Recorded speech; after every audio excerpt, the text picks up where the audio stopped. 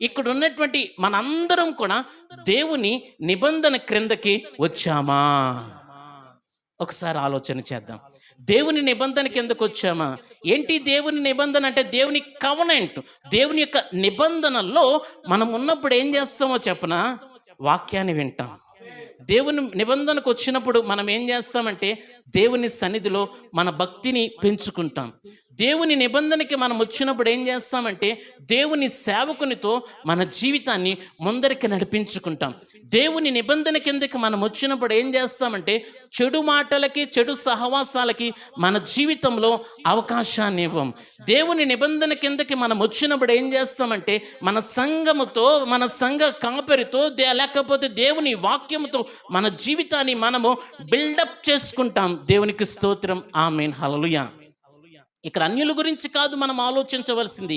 ఎవరైతే దేవుని నిబంధన కింద